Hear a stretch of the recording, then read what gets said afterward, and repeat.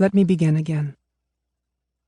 Dear Ma, I am writing to reach you, even if each word I put down is one word further from where you are. I am writing to go back to the time at the rest stop in Virginia when you stared, horror-struck, at the taxidermy buck hung over the soda machine by the restrooms, its antlers shadowing your face. In the car, you kept shaking your head. I don't understand why they would do that. Can't they see it's a corpse? A corpse should go away, not get stuck forever like that. I think now of that buck, how you stared into its black glass eyes and saw your reflection, your whole body warped in that lifeless mirror.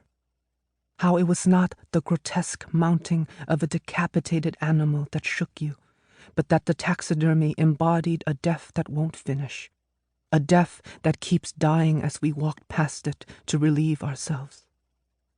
I'm writing because they told me to never start a sentence with because. But I wasn't trying to make a sentence. I was trying to break free. Because freedom, I am told, is nothing but the distance between the hunter and its prey. Autumn. Somewhere over Michigan, a colony of monarch butterflies, numbering more than 15,000, are beginning their yearly migration south. In the span of 2 months, from September to November, they will move one wing beat at a time, from southern Canada and the United States to portions of central Mexico, where they will spend the winter. They perch among us, on windowsills and chain-link fences, clotheslines still blurred from the just-hung weight of clothes, the hood of a faded blue Chevy, their wings folding slowly as if being put away before snapping once into flight. It only takes a single night of frost to kill off a generation. To live, then, is a matter of time, of timing. That time when I was 5 or 6 and, playing a prank, leapt out at you from behind the hallway door, shouting, "Boom!"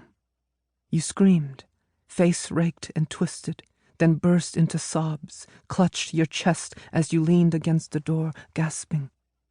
I stood bewildered, my toy army helmet tilted on my head.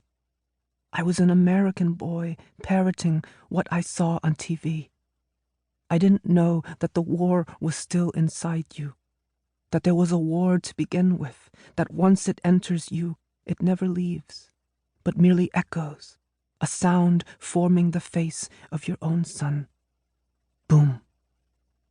That time, in 3rd grade, with the help of Mrs. Callahan, my ESL teacher, I read the first book that I loved, a children's book called Thunder Cake by Patricia Polacco.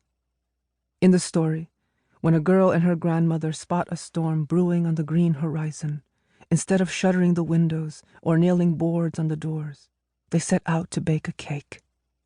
I was unmoored by this act, its precarious yet bold refusal of common sense. As Mrs. Callahan stood behind me, her mouth at my ear, I was pulled deeper into the current of language.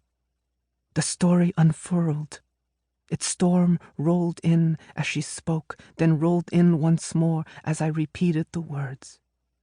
To bake a cake in the eye of a storm, to feed yourself sugar on the cusp of danger.